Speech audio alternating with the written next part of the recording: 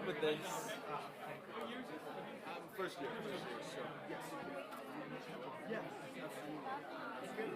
Just to clarify. Devorah. And we're sitting here until we're called up in the door. Exactly.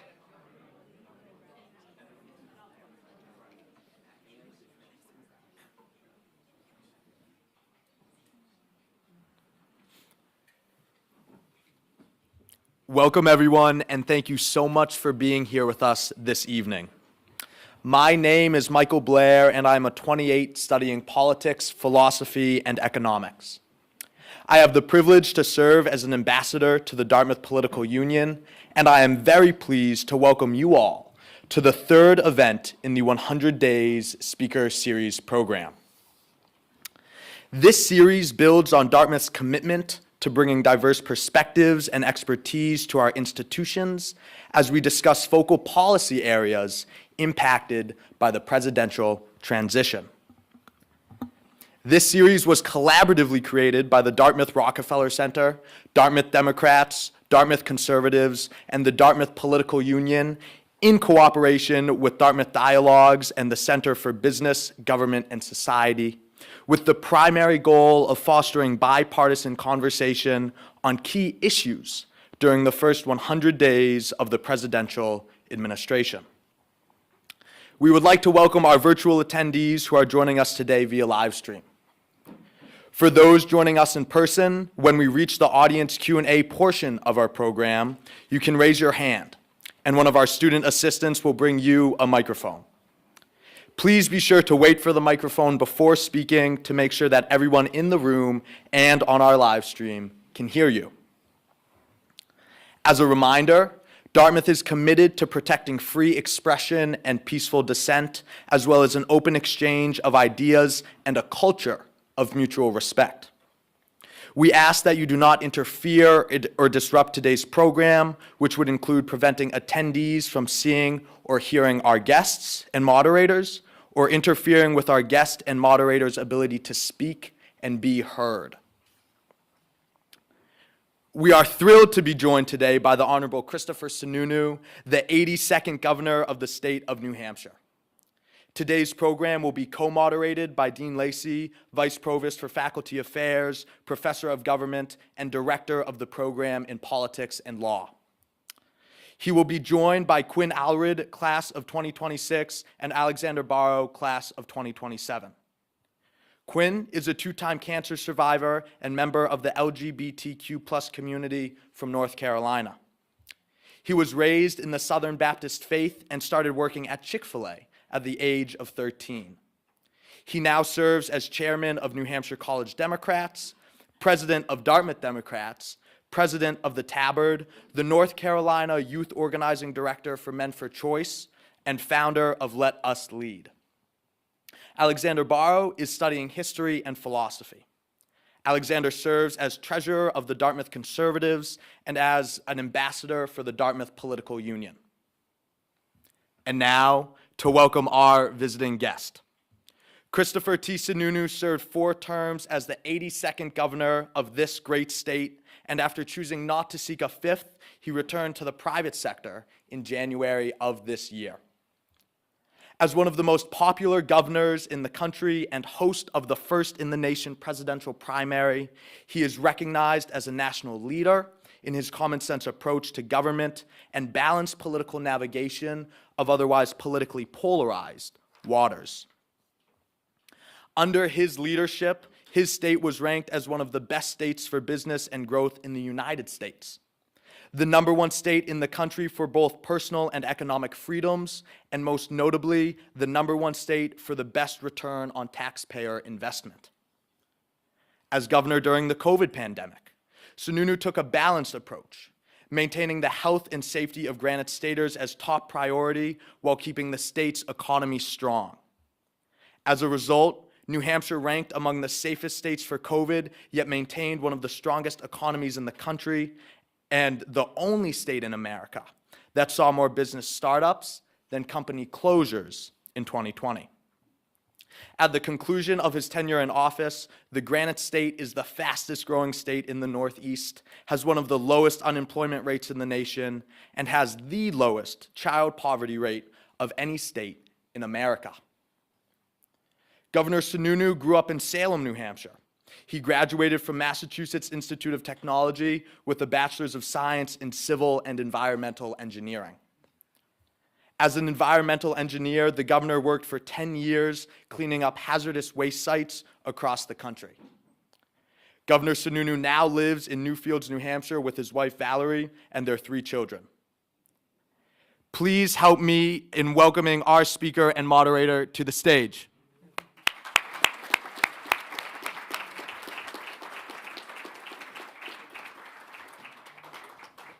You're in the center.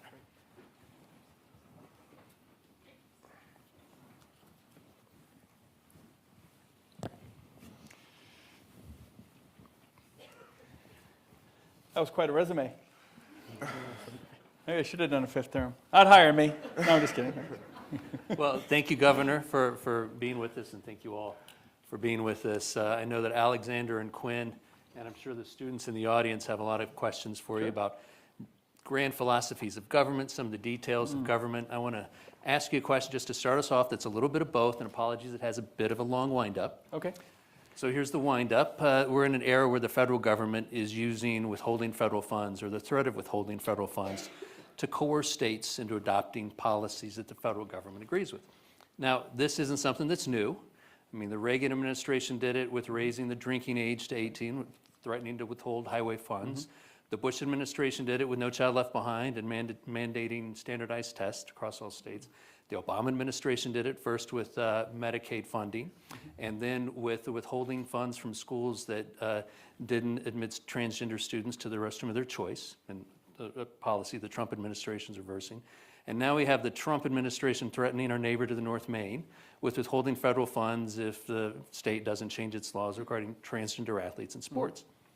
At the same time, New Hampshire is one of the few states that sends more money to the federal government than it gets back in taxes. Oh, I know. Taken all together, New Hampshire residents per capita lose about $3,000 to $4,000 a year to the federal government. Only California, Massachusetts, Washington, New Jersey do as badly. So we're funding other states. Some states are getting up to $12,000 or $15,000 per capita back from the federal government.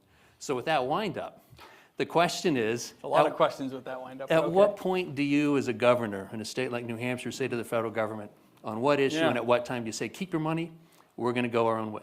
Yeah, so great question. And so let me back up. You bring up a great point. This happens a lot.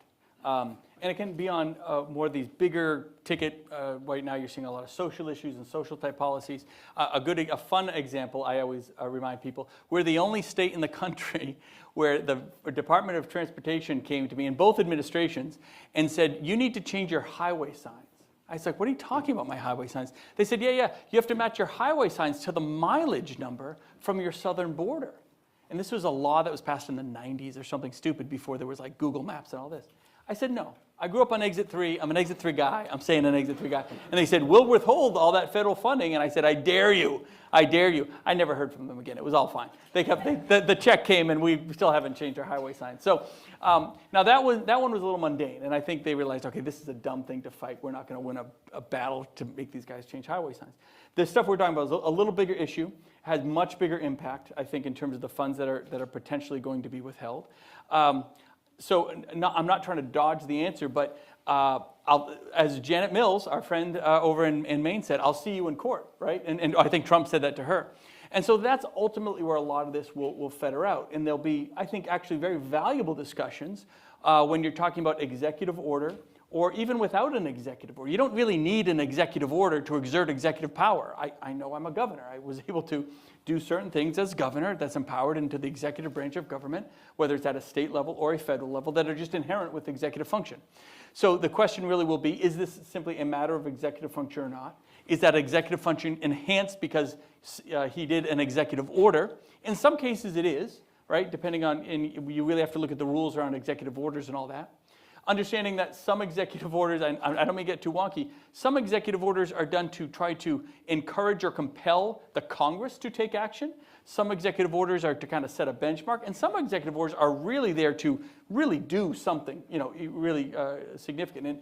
And in this case, and in a lot of the cases of the orders that he's doing, not all of them, but most, he is taking clear action behind them.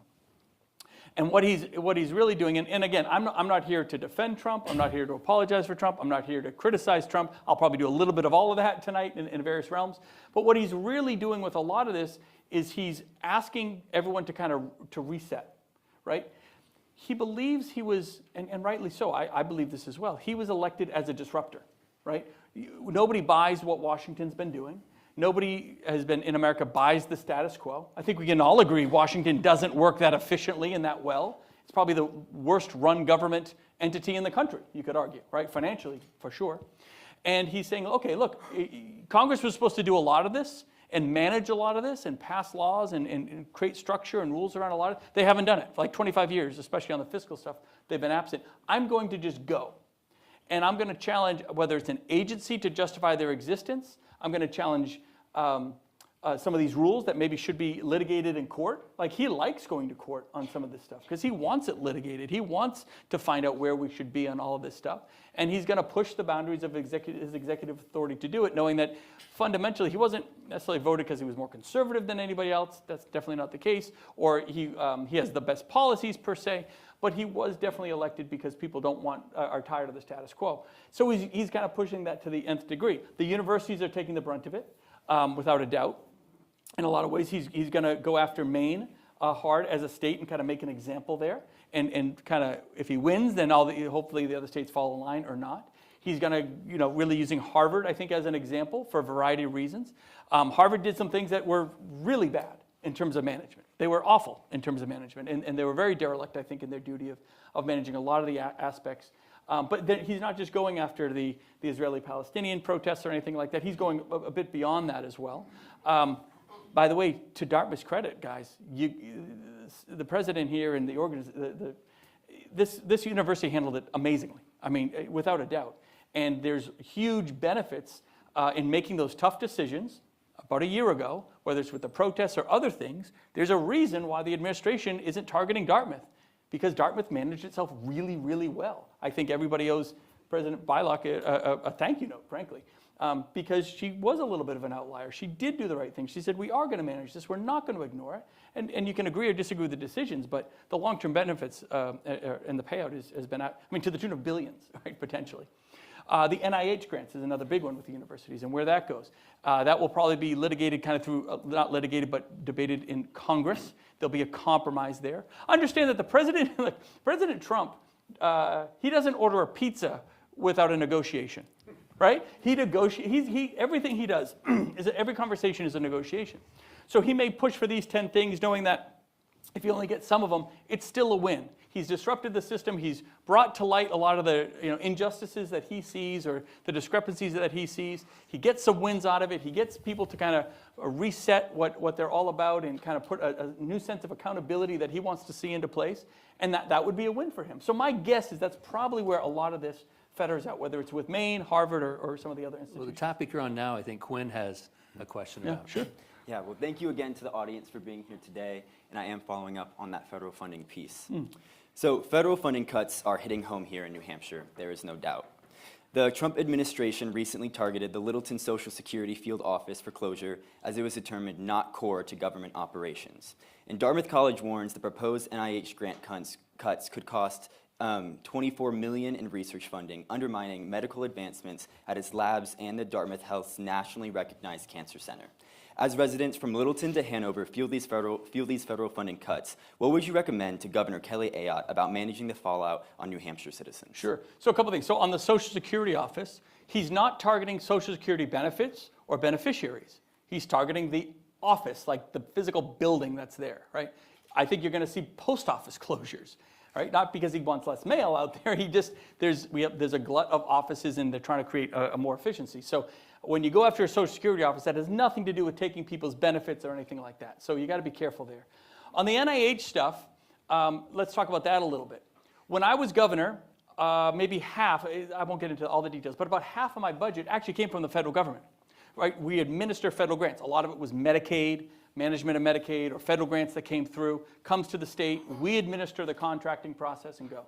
And in virtually every single contract that's out there, there's a stipulation on the federal government that says, by the way, this much can be spent on overhead and profit and administrative costs. Okay, fine. It's usually 15, sometimes 17%. It really depends, but it's always in that range. The one exception to that, pretty much, is the NIH grants. So what they're saying, they're not saying, hey, we don't appreciate what NIH grants do. We don't appreciate the innovation and research, which is so critical to America's future, by the way. That happens at the university level. They're not saying that. They're saying you can't use 65% of that money for overhead and administration. We want you to use that money on the research, right? And so just like every other federal grant. Now, I think what's happening and what has happened over the last 6 weeks is you have university leaders and other organizations going into, not just into the White House, but talking to Linda, Secretary McMahon and others, and saying, and the folks at Health and Human Services, and saying, whoa. Some of these, we can't do it with 15 or 20%, right? So they're not trying to just take all the grant money away. They're trying to say, you need to spend the money with the same stipulations as all the other federal grants that are out there. I think what's going to happen is there's going to be a compromise, right? Everything's a negotiation. So they're going to say you can't spend 60% of your dollars on overhead costs, which you shouldn't want 60% of your dollars on overhead costs. You should want it on the innovation and the research and the tech and all that sort of thing. They're going to probably end up, I don't know what the number is, maybe it'll be 30% or 35%. And those conversations are actively going on. So again, they're just trying to say, let's all live by the same rules. We can negotiate and talk about what that number should actually be. And then they'll probably, what they've never done, but they should, is codify it in Congress. Right? They'll come to some sort of agreement, an understanding, and codify that through Congress. The biggest challenge is, what do you do with the grants that are out there today? I personally don't think that those should be changing. I'm a big believer. Promises made, promises kept. Those grants allowed for basically no rules on how much went to administrative costs. And I actually very much understand that you shouldn't be spending that kind of money on administrative overhead. Not necessarily Dartmouth, but there are other institutions in this country that are paying for faculty that might be in the same department but have nothing to do with the research going on. So they're just saying, let's keep it focused on what the goal is. This is at one area, too, where I think, I'm not here to, again, debate the pros and cons of Elon Musk, although I'm sure his name will come up more than once. Elon actually gets this. He gets the student visa thing. He gets that these universities are kind of this haven of the future and younger knowledge base that we need to grow in this country. And I think he's being as loud of an advocate as he can to say, look, don't just ignore this, but let's find a good compromise. Let's find a compromise in a good pathway on the student visa piece, because this is really vital to all the things we want to do, not just next year, but in the coming generation. So I think there'll be a happy medium here found at some point. Great. But it's really critical, and again, I'm not just, boy, CN would love me today, but your president here she's gone down and had conversations and advocated, I think, the right way for Dartmouth and had some tough conversations. I don't know exactly where it'll come out. Not all universities are doing that, by the way. There's a lot of very liberal universities out there that are like, oh, we won't talk to them. Well, at your own peril. I mean, really, your job is to open up communication. Your job is to have tough discussions. Because you weren't willing to do it a year ago, you've gotten yourself into a bit of a pickle now. I would hope that you'd be smart enough to go down and say, hey, can we just talk about this, before, we just get crushed? But they're not doing it. So again, I just think Dartmouth is a good example of working hard to find that middle ground and build a relationship. And everything, all good things come with relationships and negotiation. Thank you. And Alexander, more on universities. Yeah, I had a similar question to what you just mentioned about Dartmouth. And in recent weeks, several Ivy League institutions have faced federal funding cuts or pauses. What are your thoughts on using these funding changes as tools to influence campus policy, specifically in the case of Columbia with anti-Semitism, and the University of Pennsylvania regarding transgender athletes? And more broadly, how do you view the federal government's role in leveraging funds to shape education? Sure. Just in general? So look, I'm going to put my personal opinion out there. I'm Arab, I'm Palestinian, and I couldn't be more pro-Israel. And I think what happened on the college campuses was an absolute travesty last year. It was just awful. I don't necessarily like the idea that you're going to try to, I agree that you should ask for some better accountability there. You should, whether it's withholding, I don't know if you need to withhold billions of dollars to get that. I think what they've asked, I'm going to use Columbia and Harvard a little bit of an example. They've asked for a dozen things, right? Some of which make real good sense that those institutions should look to.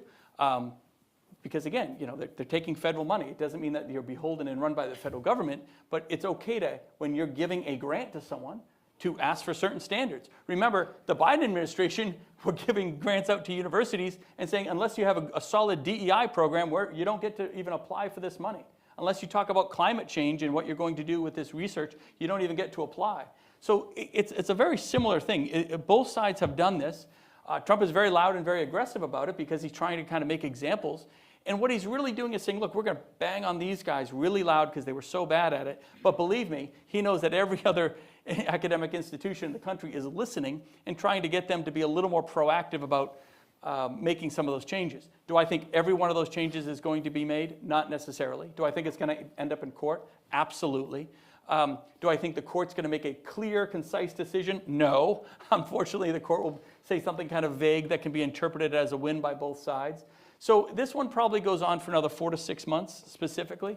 But in the end, he's going to get kind of that disruption and a different level of accountability that he's been looking for from all these institutions.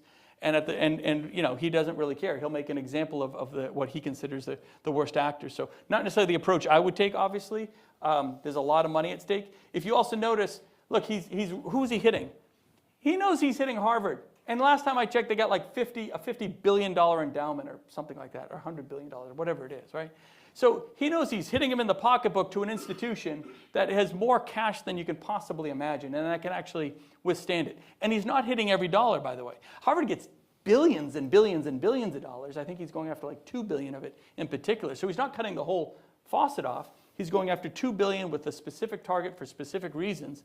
And same with Columbia. He knows that these organizations that have been, in his book, bad actors, can withstand the financial hit. Going to make examples of them at the highest level, and hopefully, again, get that disruption and that new sense of accountability, which, again, a lot of organizations like those have just been lacking. And again, hopefully disrupt the right system with the right results. Not my methods and not my pathway, but hopefully we get better results. Quinn. I'm going to propose the opportunity to bring these views on the peaceful protests across the nation on college campuses to some more recent events that are very related.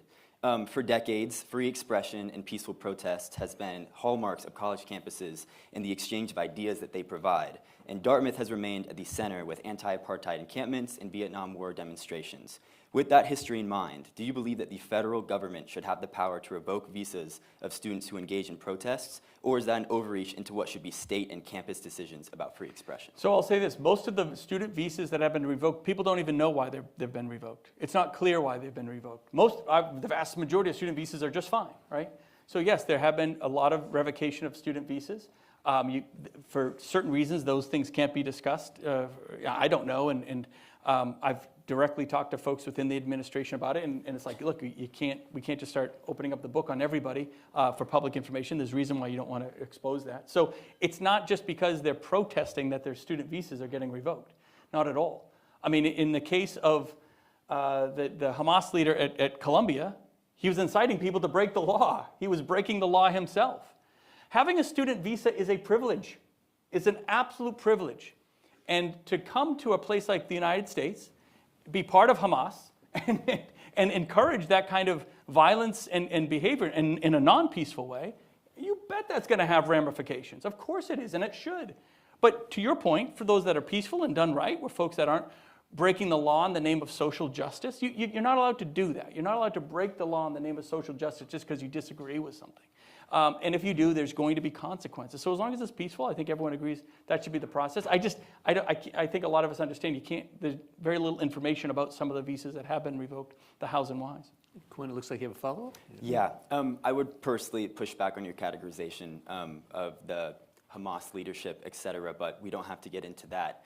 On the point, you said it's not just that would be the revocation of a visa. Do you believe that it isn't that, or do you think that it is plausible that that is a consideration? That just because someone is protesting, their visa is revoked? Yes. No, because there's a lot of kids with student visas that were protesting and they haven't been revoked. So the few that have, there has to be something else there. Otherwise, everybody would be gone, right? So we're going from the free flow of people across borders to the free flow of goods across borders. You had a question, Alexander? Yeah, just to pivot to... Oh, we're going to tariffs now. Tariffs Yes. now. Oh, yeah. my God. Tariffs. Sorry. Yeah, there we go. So historically, the Republican Party has championed free market capitalism. However, recent tariffs have sparked debate within the party. Some argue that these measures conflict with free market principles, the role of the federal government, and drive up consumer prices, while others view them as necessary tools for holding foreign countries accountable and to protect domestic industry.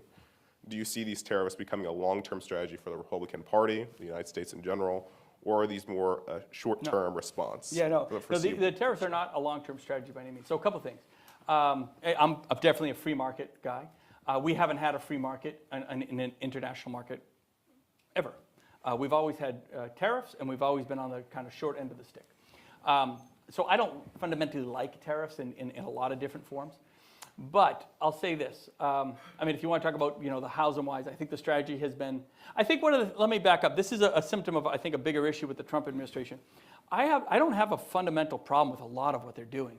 I have a huge problem with how it's messaged and some of the methods. The lack of empathy, the callousness, if you will, sometimes that it's handled and messaged out. I always said that, especially with something like Elon, which is separate than tariffs, but with Elon Musk, he should have been married together with frankly, probably well, not me, but a Chris Sununu, like someone who could message what he was doing. You stay in the back, Elon, and keep cranking away. We'll message this. We'll roll this stuff out the right way. We'll give people a bit of an on-ramp to understand what we're doing and why. We're not going to run around with chainsaws and all that kind of craziness.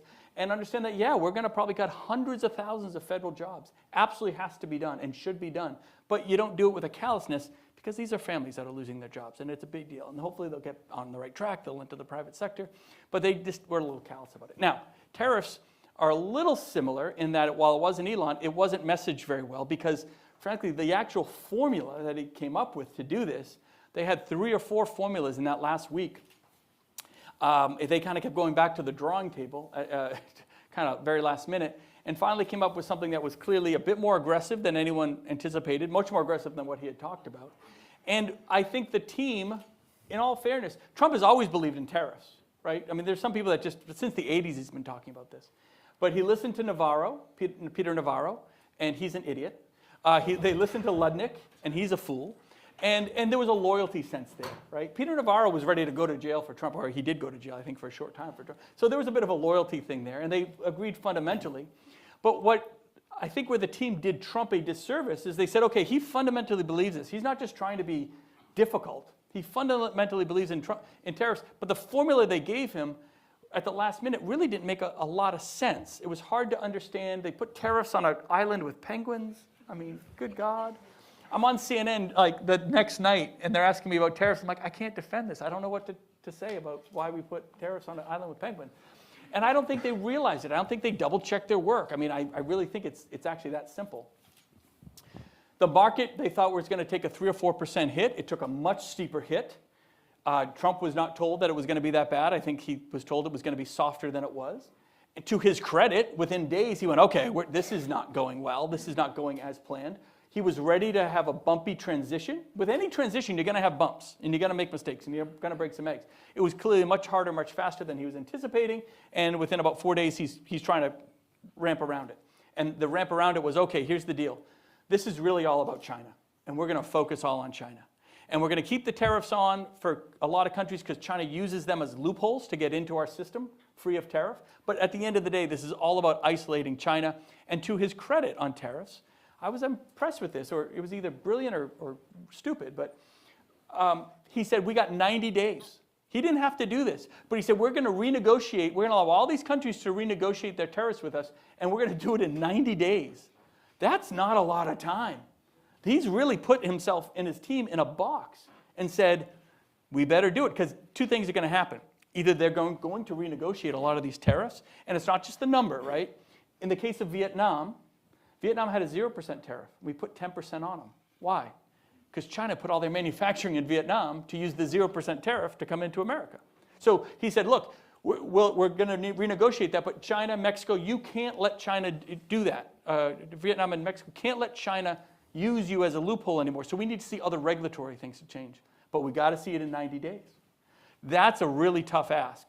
If it works, and if they achieve a lot of these renegotiations, the market will come back, a lot of confidence will be reinstilled, people understand that it really was about China, and there'll be, I think there'll be a lot of opportunity there. If it doesn't, you're going to probably see a deeper hit in the market than we saw before. because people are like, oh wait, this strategy is a disaster and it's not working. So they've put themselves in a self-imposed time limitation and box to be successful, and either they are or they aren't. And so that's a good thing. I mean, it's another symptom, another example of what we could sit here all day on all the different things he's done. It's not even 100 days, right? It's incredible how fast they're moving on all of this. That's not by accident, that's by design. They're trying to go hard and fast on all of this because they know there's a negotiation on the back end of all of it, whether it's with the universities or NIH or tariffs or whatever it is.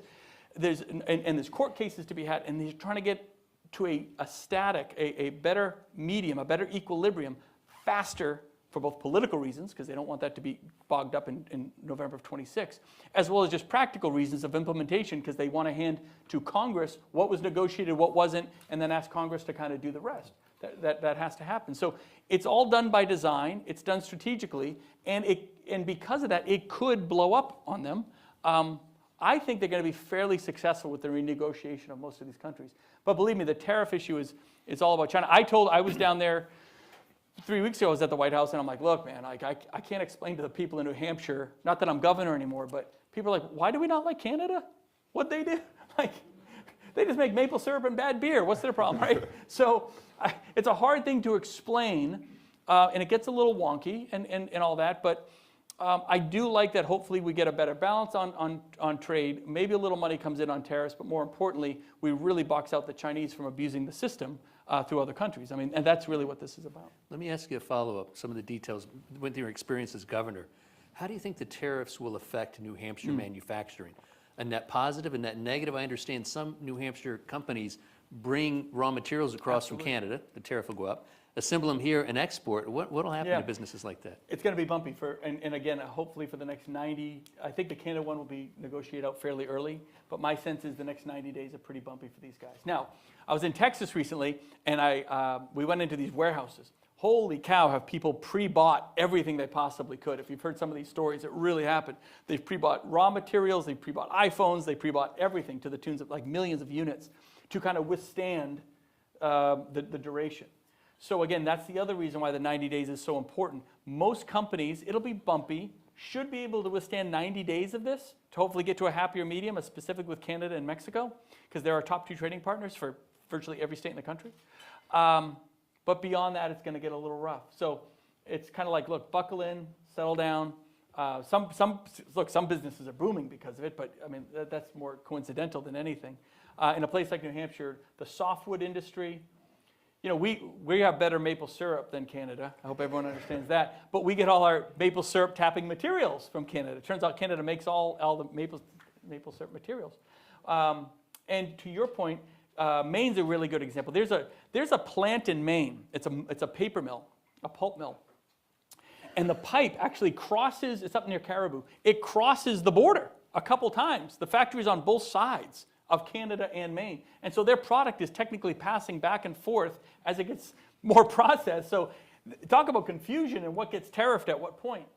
The auto industry has had a strong union. The working class, especially around the auto industry, really came around, and Trump has made some exceptions for certain items. Those are really kind of one-off political gestures. I almost wish he wouldn't do that because it just makes the whole thing more confusing. I'd rather take our medicine for 90 days, force a better agreement, and move on from it.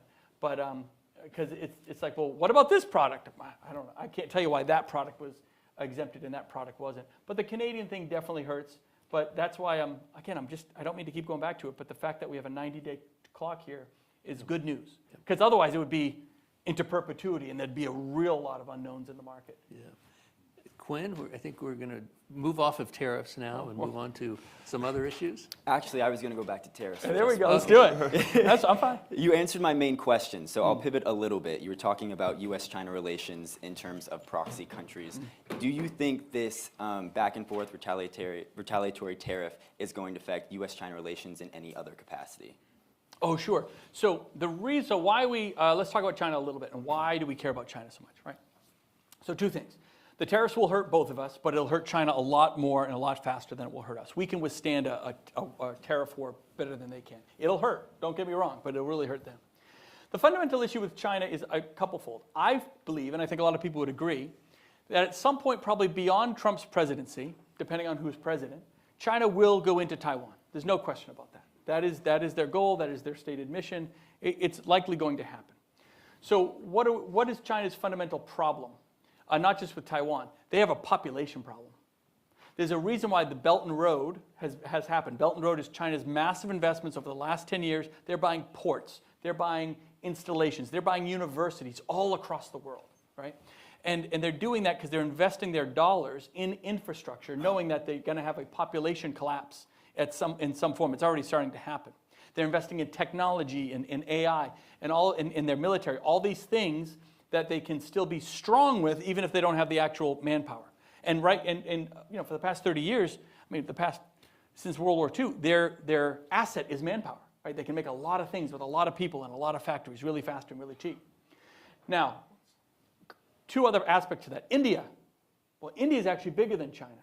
India has more people than China. And half the population of India is under the age of 30. So not only are they beating them on manpower, and they're an ally of America, they're going to beat them on manpower for a long time. Right? India is the real workforce water fountain that we should all be drinking off of.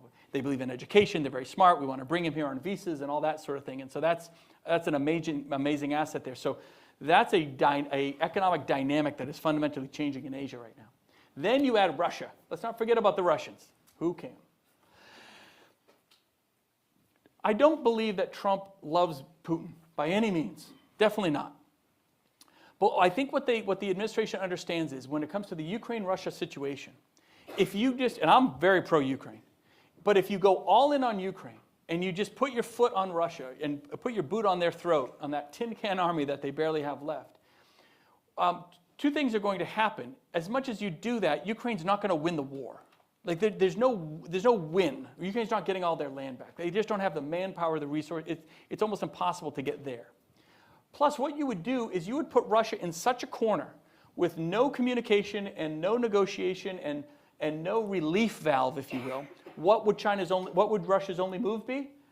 Really hand in fist with China, right? Now it's Russia and China against everybody else. We don't want that. We want when the crisis hits with China, and it will continue to hit whether it's economically or militarily or with Taiwan, we want them to really be on their own. And I think what they're trying to do is give Russia a little bit of a relief valve. We'll talk to you. We'll find a common ground here. We'll get the war to an end, which everybody wants. Ukraine, you cannot win the war. So we'll find some middle ground here. We'll give Russia a little bit of a relief valve. And when the push comes to shove, they're not just forced to join with China, come hell or high water, right? We'll have communication. We'll have dialogue. We'll have diplomacy with them in some form. And Zelensky really hated that word diplomacy in that famous whatever. I wasn't in an interview, that famous, what we all saw where Zelensky and J.D. Vance start yelling at each other and Trump gets into it. Next thing you know, Zelensky's getting kicked out of the White House and the whole thing. So that mess, unfortunately, seems to have simmered down. But the key word that Zelensky really drove him nuts was diplomacy. Because he had tried diplomacy with the Russians years before and it didn't work. And he's right. So I think what they're doing is trying to give Russia a little bit of an out. So long story short is the tariffs are to pound on China economically. The Russia-Ukraine thing is to make sure Russia doesn't just completely align with China with no way out and and without any sort of ability to talk to us and work with us on bigger and more important issues. You have the population crisis happening. You have AI and IP, which is so important. We should be manufacturing a lot of things that China makes. Not textiles and some of these other things, they can do that. But our own technology, our own cars, our own batteries. The world runs on batteries now. And they all come from China. That's a wicked big problem, right? It's a security issue, it's a defense issue and all that. But we have the minerals. We're investing in the steel mills. These are great working class jobs. We have the mines. We have the processing technology. Let's do it ourselves. And I think that's where Trump is really trying to force. He's willing to take the bumps in the short term to force a long-term rehashing of the manufacturing sector in certain sectors, not in everything. Not everything can or even should be built here, but in the things that are really important to our national security and defense.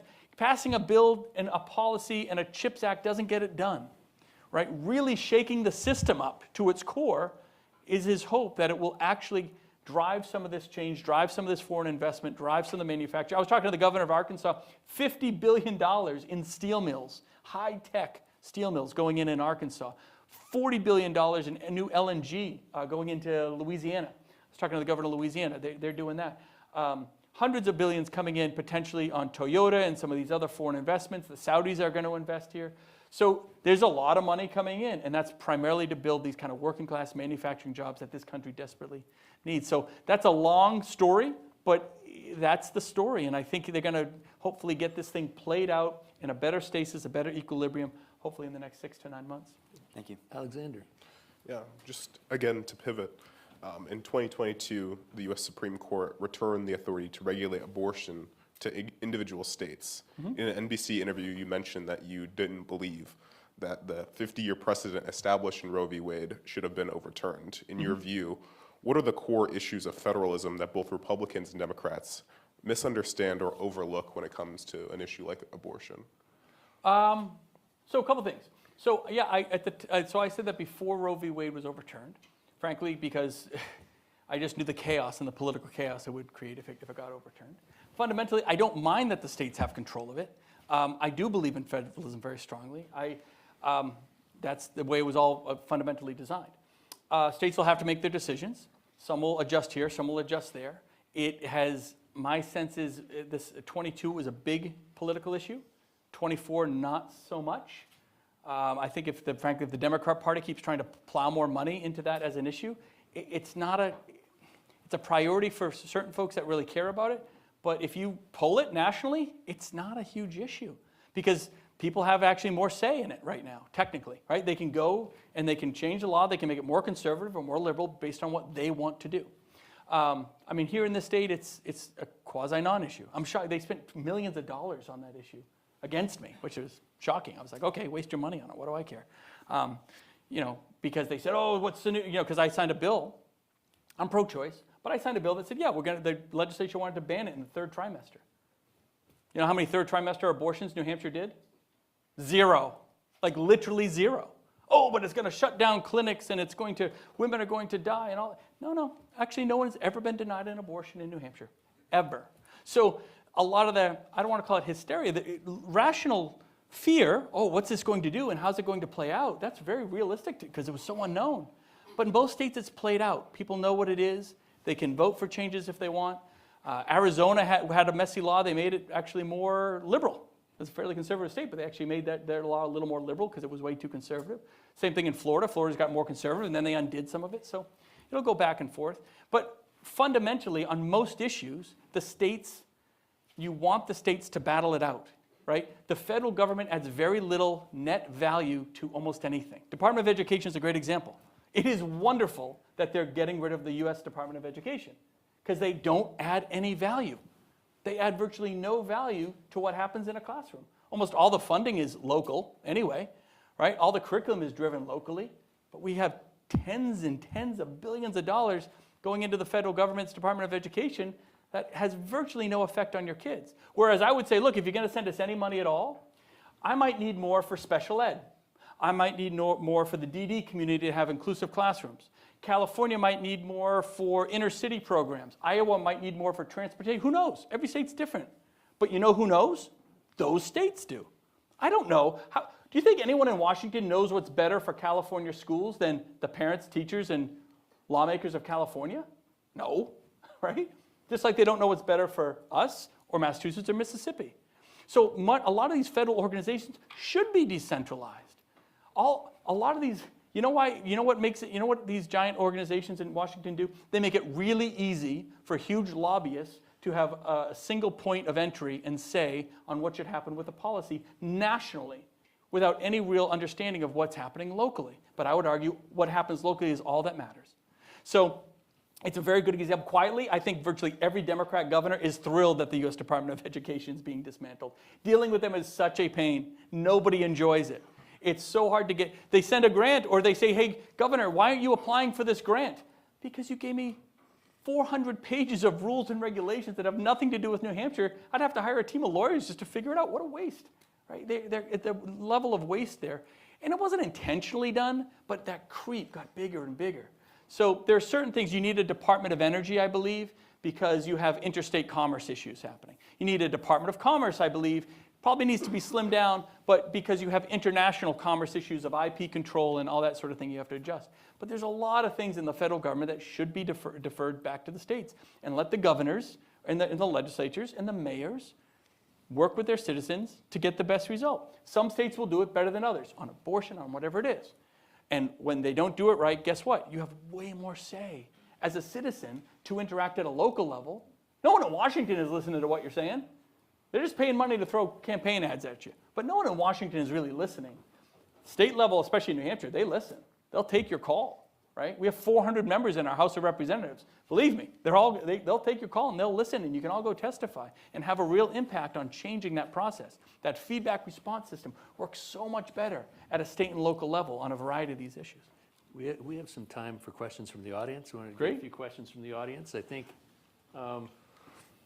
maybe sticking on local issues here. You guys are easier than The View. This is good. If you want a student's name or My name is Ella. I have a question about LIHEAP, especially as it relates to how governors will have to help manage the fallout on their constituents as more federal cuts are happening. So if LIHEAP, which is administered by Health and Human Services, I believe, but then contracted with the states to actually deliver those funds to its residents, all of the LIHEAP administrators or everyone who works in that office was just fired. How is that going to play out in a state like New Hampshire, where there aren't a ton of local assistance or state-run assistance options, and it's a state that's getting colder and colder and hotter in summers, more Yeah, so extreme if I may, weather? they're not getting rid of any LIHEAP money.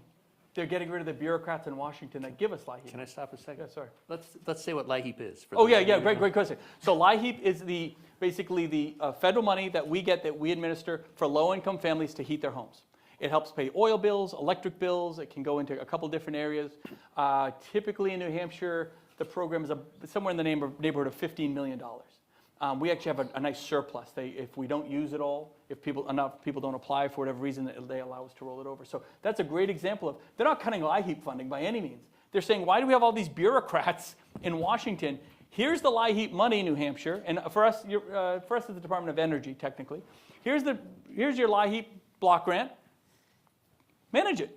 Do it the way you're supposed to do it. Here's the guidelines. You guys can figure it out. And we do. We do great with it. So I think they're kind of clearing out the bureaucracy of LIHEAP, but they're not going to get rid of the LIHEAP program directly. Can I follow up and ask a little bit, how does New Hampshire specifically deal with the LIHEAP funding that they get from the federal government? Yep, so as a citizen, you can apply for LIHEAP directly through our website. You can go to any of our, what we call our CAP agencies, which are CAP agencies that have everything from food banks to Head Start. They're all food service and additional services for low-income families and a variety of different services. You can apply there. You can pick up the phone and call. It's actually a really simple, we changed the application process a little before COVID. It's a very, very simple process.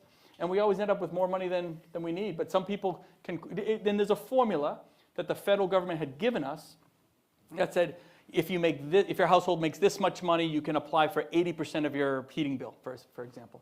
And we used to ask for waivers for certain things here and there.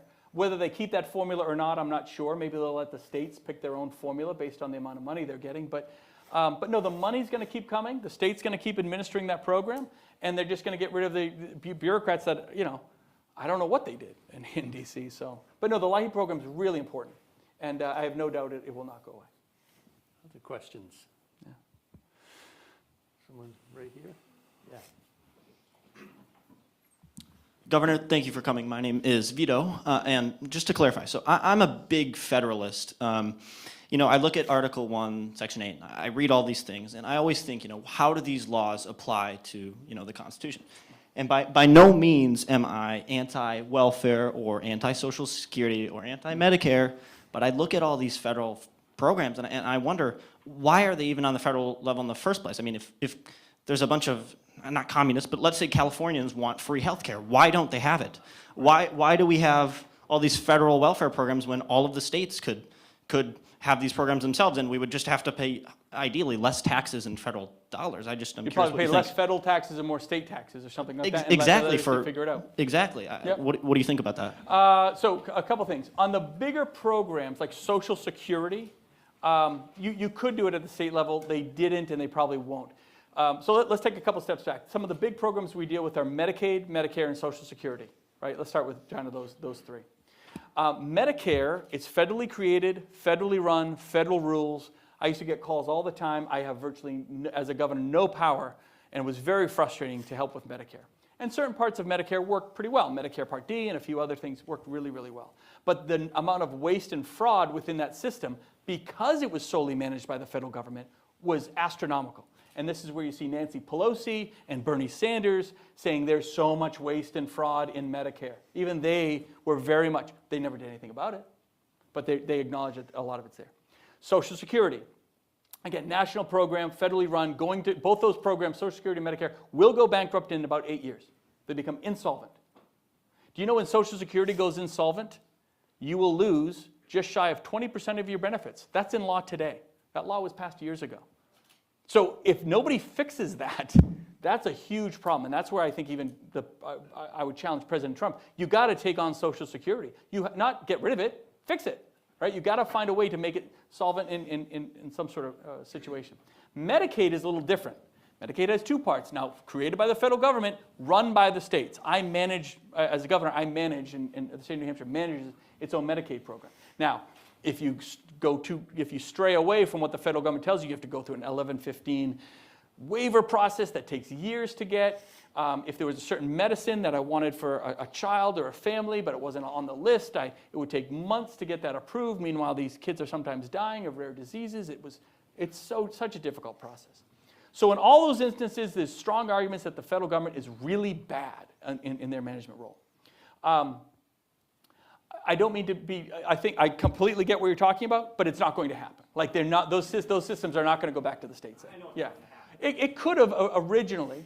I mean, you can argue that there should be consistency on the Social Security side and the Medicare side because you're talking about effectively free health care for seniors, and let's have some consistency there. Medicaid is really complicated because you have Medicaid, 50-50 match. The feds give us half the money, we put in half the money at the state. Then there's expanded Medicaid, which some states chose to do, some states didn't. The feds give you 90% of the dollars. On expanded Medicaid, we put in 10%. The challenge is going to be in the next, one of the things they're debating now is maybe all of Medicaid should just be 50-50. They're not going to get rid of Medicaid. They're just going to say, hey, states, they made it a 90-10 match because at the time, the more liberal administrations wanted to really entice states to do it. We're going to pay 90%. How could you say no? Well, what is expanded Medicaid? It's mostly able-bodied adults that just don't have a job today, right? And they created the Medicare. It's Obamacare, if you think of it that way. So we want you all to do it. We'll pay 90% of the money. Guys, that's crazy expensive to do that. And it's what they call a fee-for-service model. So if you get a colonoscopy or something, we're paying X dollars for that service. There's very little competition in that. Now, what they're going to likely do is say, okay, if you want expanded Medicaid, 50-50. We pay half, you pay half. We'll do that.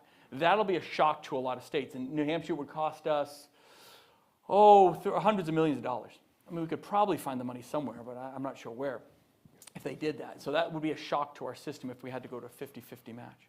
So look, every state, I think, could and should, have, compete at these levels. Because what would you have? You'd have some states that had better coverage, better insurance premiums. People would be moving to those states potentially, right, for those types of services. And other states would have to match them. You want the states to compete in almost every area. Because when they do, they share ideas. I mean, here's another issue. All the governors, for the most part, with two rare exceptions, all the governors, for the most part, get along. Republican and Democrat. We work together all the time. Disagree on a lot, but they're all my friends, right? J.B. Pritzker, I think, runs the state of Illinois terribly, but he's a friend of mine. And I tell him, JB, what are you doing? Different in Congress and the Senate, right? Polarizing, they won't talk to each other. It's really a broken system there. The reason I bring that up is because states do talk to each other. They do share ideas. They do want to compete on a lot of levels like this. So it would work. It would make the system better. We're probably just not going to get there. But those core programs are at the heart of our financial crisis. And I would argue the financial crisis, long term, it's a car crash that's coming in about 8 or 9 years when these programs go insolvent. At that time, we'll have $42 trillion in debt. $42 trillion. I mean, do you know what we have $36 trillion today. You know what $36 trillion is?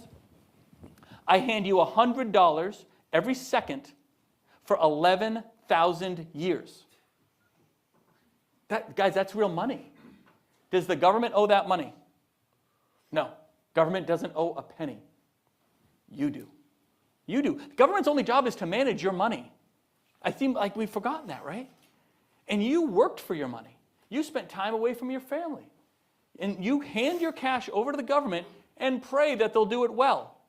I think at most state levels, they manage it well. And if you don't like it, you can change it. The federal government is an epic disaster on it. The worst. Republicans and Democrats alike. One of the main reasons I won't run for the Senate and I won't go down there and be part of it. Because it's just, there's no sense of accountability to it. But believe me, guys, you owe this money. You should be mad. You should be angry. So what happens in 9 years, because they won't balance the budget, when we have $42 trillion, how much do we pay in interest? $1 trillion. We pay $1 trillion. You pay $1 trillion this year just in interest payments, which is nothing, right? That goes to about 1.6 trillion in 8 years. And then Medicare goes insolvent. And Social Security goes insolvent around the same time. What are we going to do? Borrow more money? You thought inflation was bad under Biden. Get ready for hyperinflation. And you're going to bring the US dollar to it. I mean, this is the thing that, I don't mean to be overly dramatic, but this is what keeps me up at night. That this is a solvable problem. And what do you need to solve it? You need to make hard decisions, guys. You need to fundamentally change the structure of Social Security. It doesn't mean you take benefits away. You probably are going to change it for the younger generation, right? We're going to move the retirement age or something like that. We're going to allow people to invest in private plans or something. Medicare, the same. You got to make some changes. Nobody's wanted to touch it. Not that they didn't want to. No one's had the guts to do it. So, like Trump, like Musk, whatever you want, like Doge, hate Doge, but believe me, someone needs to bring this issue. For the first time ever, we have a president that actually tweeted. I couldn't even believe it was Trump, because normally he doesn't care about balanced budgets. But he tweeted, get a balanced budget done, right? Because we're $2 trillion in the hole today, and it gets bigger every year. So I'm just saying, I don't mean to bring everyone down, but this is the financial crisis that isn't like generations away. It's literally, I'll be back here in about 8 years, hopefully looking younger, because I'll be wealthier in the private sector. While we're talking about, the future, Yeah. we have time for one last question. Oh, sorry. It was submitted by someone who pre-submitted a question. I think it's relevant right now. What are your future plans? Say, what are you going to be doing in fall 2028? Fall of 2028. Or all of 2028? Yeah, I'm not running for president, I'll tell you that. No, look, I'm making money. Seriously, look, I was a civil engineer, right? I was an environmental engineer. Great job. Cleaned up hazardous waste sites all over the country. Doesn't pay that much. I was so excited for my $46,000 a year. I ran a ski resort. Really hard business. Great job. If God doesn't give you snow, forget about it, right? You're in trouble. So, no, I'm going to enter the private sector, going to make some money, put my kids through college, take care of things. I'm still going to do a lot of media. I still do a lot of that. I'm kind of refusing to take a contract with any of the media organizations because once I take a CNN contract or ABC contract, I become their guy. I don't necessarily want to do that. I want to go out and say no to interviews. I want to get on shows when I want to get on shows and have a voice. And I tend to be I say just enough controversial things that people keep asking me to come back. So I'll keep my political itch scratched. But remember, if I had run for Senate, a lot of people wanted me to run for the Senate. I had done 8 years, 4 with Trump, 4 with Biden, managed the pandemic. Really, I won't go into it too much, but just destroyed family dynamic. It was really hard on my family, the pandemic especially. It was really, really hard. Protests at my house and all that, and it was terrible. So being able to understand it's public service, not public career, being able to step away. If I run for the Senate, I'm 50 now, still pretty young. My brothers don't have their hair. I'm still holding on to mine. It's like a chemical factory here. I'm not holding on very well. But you don't go for the Senate for one term, right? I was talking to John Thune about this. John said, well, come down for a term. I said, who goes to the Senate for a term and leaves willingly, right? You only go for a term if you lose. I said, you're asking me to sign up for at least 12 years.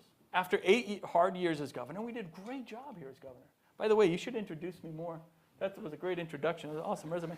But I was way better than I thought I was. So I'm going to dedicate 20 years from 40 to 64 of my life, and no, that's a career, and that wouldn't be right for myself and my family. So no, 2028 we'll be having some fun. The First in the Nation primary will be here, and look, for those of you who will be here in January and February of 28, it's going to be awesome. I mean, game on. You're going to have an open primary for Republicans and Democrats. I don't think the Democrats will be so dumb as to try to skip New Hampshire again. That didn't work out so well, right? I think that hopefully they learned their lesson there. But the fact that everyone in this room has an opportunity to go ask the next president, whoever it may be, all 26 of them or 25 of them will be running for president. Who knows who they'll be? But they'll all be here. And you can ask them whatever you want. You can't do that anywhere else other than maybe Iowa. But even Iowa, the voter participation is so low, we put them through a grinder here. It's awesome, right? And I won't go into it too much, but I believed in Nikki Haley very strongly, and she didn't make it. But boy, we made it a race, right? We really made it a race here, and we made Trump, to his credit, he won, and he won all the other states, and he really did earn it, and he went through the process, and he won the primary, and that whole process worked. So amazing opportunity that you guys have, that we all have, being in the state of New Hampshire with the first in the nation primary, and the next world leader will have to walk through and answer your questions. Don't miss that amazing chance, because it's everybody else. There's 8 billion other people on the planet that would love to sit in your seat and get a front row seat to all this stuff. It's pretty cool. But the system works, right? For those out there, I'm going to leave. We're going to end. I get the sense we're going to leave. So let me end with this. As scared as I am financially, I was talking about this with some of the students earlier today. Look, democracy is not at risk. Stop with that nonsense. I got a huge argument with Nancy Pelosi on that one. This was before the election, and we were both on a stage together. And she's like, if you don't vote, democracy is at risk. Stop. Democracy is as strong as ever. Voter turnouts are as high as ever. We count the votes. We get winners, local elections, federal elections, and it works.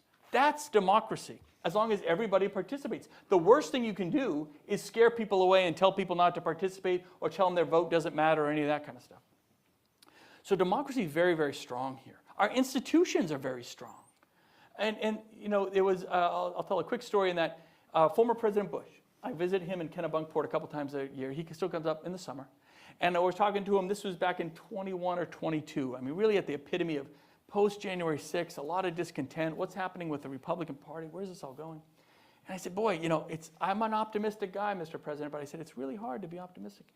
And he was sitting there, as a retired president, he has a cigar that Laura won't let him light in the house, which I always find funny.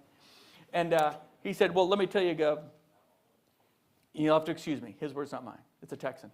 He said, assholes come and go, but America's institutions are strong. And I said, well, that sounds reassuring, but what are you basing that on? Because I'm nervous. He said, well, look at history, all through history. He said, we had a civil war in this country. And did we change our form of government? No, we still had our bicameral legislature and our executive branch, and states still had federalism and the powers they were instilled, and the judicial branch and how that process works. And we went through world wars, I and II. We went through the 1960s, where you were seeing the greatest voices in America assassinated in front of our eyes on television. JFK, MLK, RFK. And people rightly so said, oh my God, it's over. The American experiment is over. This is the end of days for this great country. We stood strong. And we went through a pandemic. We went through 9/11. We stood strong. Our institutions are actually very, very strong. For years, you can argue about, I don't like what the Supreme Court's doing. Well, I didn't like what they were doing for 20 years either. Sometimes they're liberal. Sometimes they're conservative. We seem to go back and forth with a Republican and Democrat president. Hey, guess what? We're not all one party. We're still the only place on this planet, guys, where the executive, the chief executive, is elected completely separate from the legislative branch. Think about it. In most countries, the prime minister is appointed by the leading party in parliament, but not here. You can have a Democrat House and a Democrat U.S. Senate and a completely Republican, diametrically opposed president. Why? Because you said so. That's what we chose. It doesn't happen anywhere else in the world. And that hasn't changed. So that's a long way of saying, be optimistic. Believe the system can work. We have bad leaders. We make bad decisions on both sides of the table. But we do go back and forth. And why? Because we say so, not because the powers that be say so. Right? Was a lot of money spent against Joe Biden in 2020. He still won. A lot of money spent against Donald Trump in 24. He still won. A lot of money spent against me or other candidates. just because money is being spent on one side or the other doesn't mean that your vote is minimized or counted any less. You still have every opportunity, as long as we're taking in information, being responsible. We talked about misinformation with one of the classes this morning. I mean, that's the big issue. Misinformation is not the responsibility of the press. It's only half their responsibility for dishing it out, but half your responsibility for how you take it. Are you backing up sources? Where is your source? If you're only listening to just the CNNs or just Fox, well, yeah, you're going to get some misinformation on both sides. That's kind of your fault for not, you know what I mean? There's a new world of how we consume information, but that puts some responsibility on us, right? So if we're doing our job and we're looking at all sides and we're approaching every conversation with a couple things in mind. Number one, whoever I'm talking to, they're smart. Americans are smart.